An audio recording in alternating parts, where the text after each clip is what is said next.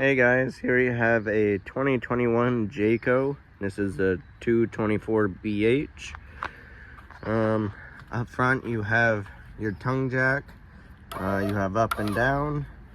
And then this switch is a little light right here, so if you have to hook up when it's dark, you'll be able to see the ball and stuff.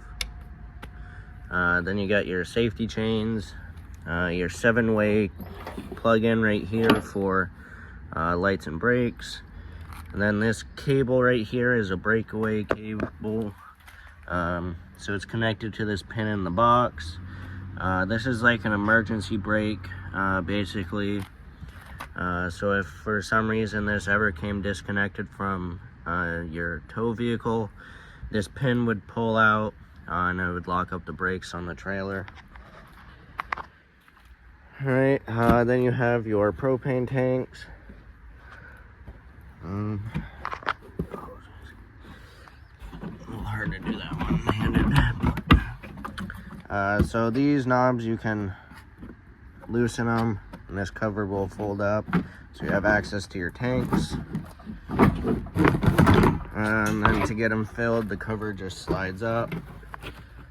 And then you can undo the wing nut, disconnect the tanks, and take them off, go get them filled. So you got your valve on top to open and close it.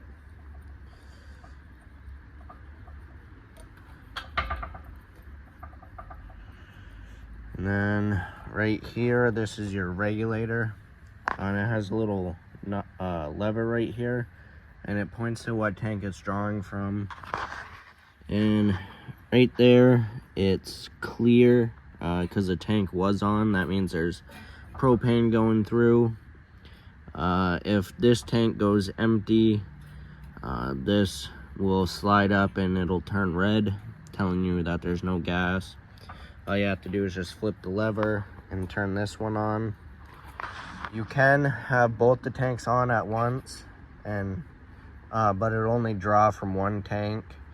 And then once that one that is pointing to goes empty, the valve inside will automatically switch over to the other tank to start drawing from that. The only thing is, if you go and take the empty one off, you do have to flip the lever. That way it shuts off that side and no propane's leaking through that pigtail. Then you have your 12-volt battery right here. Then on this side, you have access to the storage over here. Nice big pass-through storage, and then there's a little storage right there, which the bed's above that, so it lifts up and you have access to that storage right there. And then you got all this stuff that it came with. And below that is one of your stabilizer jacks. There's 4 of them, one on each corner. These are only made for stabilizing, so you have to level the unit first, put back up onto some blocks to level it side to side, and then unhook and use the front tongue jack to level it front to back. Once it's leveled, you'll crank these down, and you can put blocks under it. That way they don't dig into the ground if you're staying for a week or so out of sight. So you'll crank them down once they're hitting the ground or the block. You'll give it 1/2 to 3/4 of a turn just to put a little pressure on it. Like I said, these are only made for stabilizing, so you don't want to try and pick up the unit or level the unit with the jacks, because they will bend. Right, a couple windows over here, nice big one there. Right here, you got your water hookup. So this is your city water connection. When you go to campgrounds, you'll hook your hose here, and that'll give you water directly to all your faucets and your shower and toilet. Then here is an outside shower. It's just hot and cold water if you rinse things off or whatnot. Then up here, this is a black tank flush hookup. So don't get these mixed up. I mean, this one's labeled down here for city water.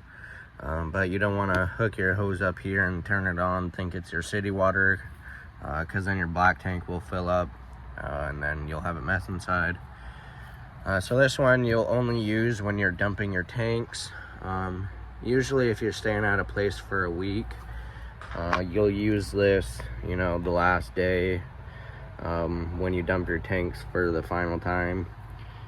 So you'll pull the black tank valve, hook your hose up here, and just let it flush out, and it'll clean off the sensors and get whatever's left sitting at the bottom of the tank out. Then your sewer is down here. On the right is your black tank, and that has a black handle, and that is your toilet waste. And then on the left is your gray tank with the gray handle, and that is your sink and shower water. And I recommend pulling the black tank first, let that drain out, and then if you wanted to, you could hook up the black tank flush to flush it out for you. And then when you're done with the black tank, I would close it up and then pull the gray tank valve, and it'll just flush your sewer hose out for you. That way it's not leaving a mess inside of there. And then these two lines sticking out with the valves, those are low point drains to the water system. So if you're winterizing it, you can open those up. Once it's all winterized with antifreeze, you can open those up, and whatever water is left, which most of the time there's no water left, you can open those up and it'll just drain right out. Right, then you have your cable hookup here. You got your bumper, spare tires back here. You can also hook up a bike rack, and then these end caps come off and you can store the sewer hose in here. That way you don't have to bring it inside the unit. Back here is also where your power cord is. So this just snaps open, and then your power cord's in here. You just pull it out, plug it in, and then when you're all set, you just shove it back in there. And this is a 30 amp unit. So when you go to campgrounds, just ask for the 30 amp hookups.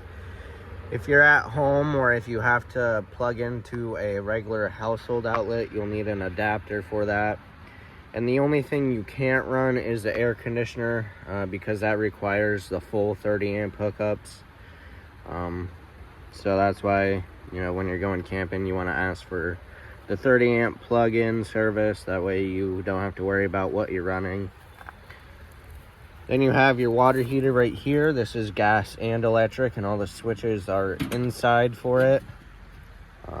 But just to give you what it looks like, down here's the drain plug for it, and then here you have a pressure release valve. And sometimes if the water gets too hot, you know, if it doesn't shut down in time, some water might trickle out of there, because there also is a temperature sensor, but it's not a sensor, but it'll detect if there's too much pressure or if it's too hot. It'll start trickling out to relieve some of the pressure.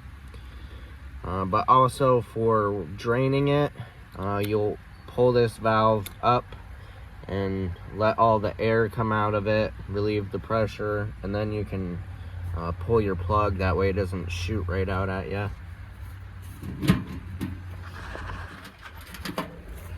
Alright, then you also have a ladder to access the roof, to check your sealants and stuff. And it is prepped for a backup camera. You would just have to buy the camera, and it plugs right in to where that dummy is up there. Alright, now moving on to this side. So right here you got a little outside kitchen. And all the storage doors have this little clip right here that pulls open, and it'll hold the door open for you. So you got a little mini fridge right here, and this works off when you're plugged into power. Then you have this that pulls out, and it is on gas strut supported, so that will help it keep it out, so it's not sliding back inside on you when you're using it. And then you have the sink here, hot and cold water, and then just a little 2-burner little cooktop grill out here. And then you have a hose right here to connect the propane line to it. It's just like a air hose. It's a little quick connect. And one end will connect right there, and then the other end goes to that fitting right there. And there's just a little valve right here, so once you get the hose connected, you'll turn that valve and it'll allow the gas, the propane, to come to the grill, and that runs right off the tanks up front. And if you're not using it, always make sure you have this dust cap on it. That way no dirt or mud builds up inside of this fitting. And also mud wasps like to hide out in there and build their little nest inside of there. For some reason they like the propane, so just make sure that cap is always on when not in use. All right. Close this back up. All right, this little panel right here is just for the back of the fridge. This is where it vents, and it's also where the burner for the gas and then the plug-in for the electric is. You'll probably never have to go back here. It's also just where we have access to service it. Below that, this is the exhaust for the furnace. Make sure if you're using the furnace, nothing is up against it or leaning on it, blocking it. And definitely don't touch it while you're using it, because it does get pretty hot. Then this is the fill for your freshwater tank. And this is gravity fed, so all you do is stick your hose in there and let it fill up. And the drain for that is underneath. Oh, where is it? Oh, it's right here. It's just this little valve that you turn to either drain it or fill it up. So that is, you would use that if you're going to a state park, someplace that doesn't have water hookups, or if you're, just going on a long trip and you might stop at a rest area for the night or whatever. You'll have water on board. That way you can use the bathroom inside your unit instead of having to go into the public ones. So that's pretty nice to have. Then here you have another cable hookup, but this is just to hook the TV up outside. And the TV inside, you can take it off the bracket in there and slide it on this one, and then you can have the TV out here. And then you get the outlets to plug that in or whatever else you want. And just right here, this is the vent for the stovetop fan. So this is where it vents out. And it just snaps open and closed. So you want to make sure that's closed while traveling and not using it. That way no water or bugs and debris get up inside of it. And then obviously if you want to use the fan, you have to come out and open it up. Alright, and then just here is the other side of the storage compartment. So you got the water hose and some blocks and stuff, and a hitch that came with it. And now we'll go inside. And so these steps, they fold down. So you have to have the door all the way open, just like that. And on the steps you have this little blue handle. You pull that and it'll unlock it. And then you just pull down the steps. And on each leg, there's a little pin right here you can pull out and adjust the length of the leg. Right now, the door will not shut if I just left it like this because there's a pretty big gap right here. You want this part of the step to be flush with the bottom of the door sill.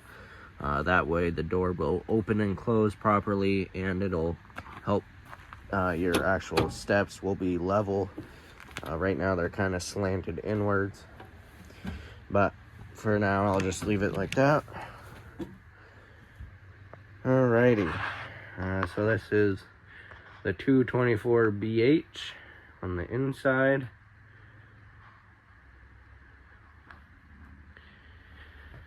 Alright, to the left of the door when you walk in, you have your monitor panel here, and then you have a couple switches. The one to the left is your ceiling lights, and then the one to the right will be the awning lights. And so your monitor panel here, all you do is just push these buttons. It'll tell you how full your tanks are and how charged your battery is. And then you have the switch for the water pump. If you're using your freshwater tank, all you do is just flip that on. It'll pressurize the system. And then every time you open a faucet, it'll kick back on until you shut off the faucet, and then it'll build pressure again. Then you have your two water heater switches. This one is for the gas right here, and this one is for the electric when you're plugged in. All you have to do is just flip the switch, and it'll take a few seconds, and then it'll light right up. And then for the electric, you just flip it on, and then it will start heating up on electric. And then the switch next to it, this is for your awning, so you have in and out. So you just press and hold it, and then the awning will come out. There'll be a valance that will fold down. Once you see the valance, kind of hanging down, you'll be able to see the bare tube. Let off the switch. If you keep holding it, it will roll up backwards. So you just want to be careful of that. And then if it's really windy or it starts downpouring pretty hard, just roll your awning in. That way no damage is caused to it. You got fire extinguisher right next to the door. And one of the heating vents is down there too. And then this is your propane and carbon monoxide alarm. And this is hardwired to the battery up front. So it's always on. Then you got your bed area here, a couple outlets on each side. Then there is a switch right here, and then it's just a little mood lighting up above the bed. And then these lights, it's just a push button in the center. Then you can lift up the bed. And it is on struts, so it makes it easier to get up, and it'll hold it up there for you so you have access to up front in the storage. Then you got your little closet areas on each side of the bed. Then your TV's up here. And this does pull out and swing. So just here you have the lever to unlock it. Then you can pull it out and swivel it whatever way you want. If you're at the dinette table, you can watch TV there, or swing it so you can watch it in bed. And then to take this off the mount and bring it outside, there's just a latch right here. And then you pull up on the bottom and then lift it up. And then bring it outside. There's a little thing up here that sits on the bracket, so you slide that on and then just push in on the bottom and it'll lock it in. Alrighty, so the kitchen area, pretty simple. You got some drawers and storage under the sink, hot and cold water, You do have a light above the sink and some more storage up here. Then you got your stove and oven. So this cover just folds up like this. Then you can use your burners. Before you fold that cover down, you want to make sure these are completely cooled off, because if you fold that down while these are hot, there's a chance that that cover will shatter because it's glass. So you just want to make sure these are cooled off first. It does have a sparker built onto it, so all you have to do is just turn this to the flame icon right there, and then you just hit the sparker until it lights right up, just like that. And then your oven knob is right here, so you just turn that to the flame as well, and then you hit the sparker a couple times and the pilot should light, and then you can set it to what temperature you want. If you haven't used the oven in a while, you will have to use a grill lighter. That way you're not sitting there spinning the sparker forever. And to do that, the pilot is just right here. A little hard to see. So it's right there. That's the pilot. So you just stick your grill lighter there and then turn the knob to the flame, and then it should light right up. And then once it's lit, turn it to the temperature you want. You got a switch here for the lights on the knob, and then if you flip it down, it'll also turn on the oven light. Then you have your stovetop light and fan. Your microwave's above that. Right. Then you have your dinette seating here. You do have storage underneath each bench seat. And then if you needed extra storage space, this table will also fold down into a bed. So you just lift it off, remove the poles, and then the table will sit on these little supports right here. And then you just put the cushions on top of it, and then you got another sleeping space. The nice big window right there, that does open up, so that will let a lot of fresh air in. If you know it's a mild day, but you just want to circulate some air and without having to turn on the AC. You have plenty of windows in here to do that. Some storage above, and then little storage areas here. Then your radios here. It's also your DVD player. It's also Bluetooth, so you can connect your phone to it and listen to the music off your phone. Right. Then you have your fridge here. So this fridge is pretty simple. So this switch controls what it's running off of. Most of the time, if you just flip it to auto, it'll be running off of something. So auto is looking for electricity first when you're plugged in. If you lose power overnight, or if you're just not plugged in, it will automatically switch to gas if the propane tanks are on. So that's why most people just flip it to auto, and then it'll be running off of something. But if you are plugged in and you just want it running on gas, say you're plugged into a regular household outlet and you want to use the electric for the water heater, I would recommend switching the fridge to gas. That way it's not drawing a lot of amperage from that outlet, because it's only, some are like 15 or 20 amps. So you just want to be careful of that. And then you got your temperature control right here, so 1 being cold and then 5 being the coldest.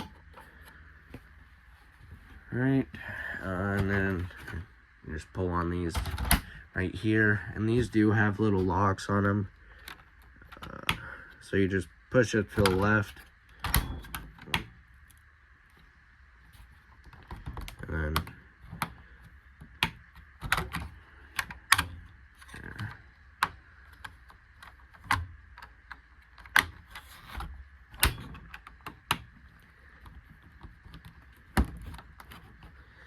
So you just push it to the left and that'll lock it. That way, going down the road, it can't accidentally open up. And then once you pull the handle, it will unlock it.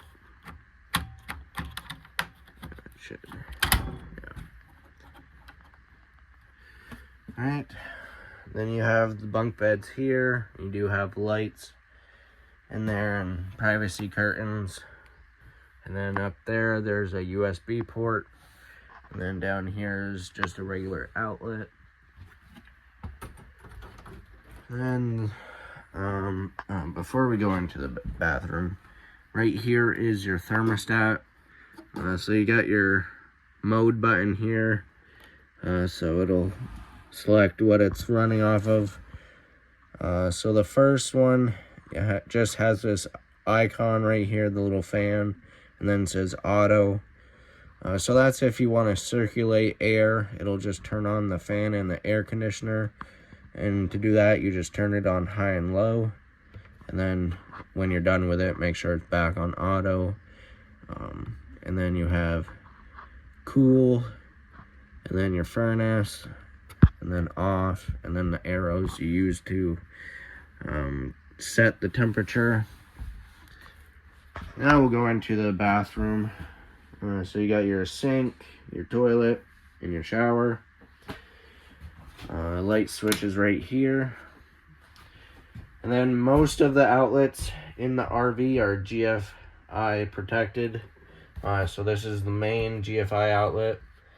So if it trips, this is where you will reset it. You got storage under here. And your toilet has a foot flush pedal right here, so you just step on that and it'll flush the toilet for you. Then you got a nice decent sized shower in here with an upgraded shower head. Plenty of shelving for soaps when you're all set up. I definitely wouldn't recommend leaving the soap up there while traveling, because they will fall off. And then you got a little skylight inside the shower for some natural light, so it's not so dark inside. And then you have a vent with a fan in it, so this knob will crank open the lid, and then the switch to turn on and off the fan is right there.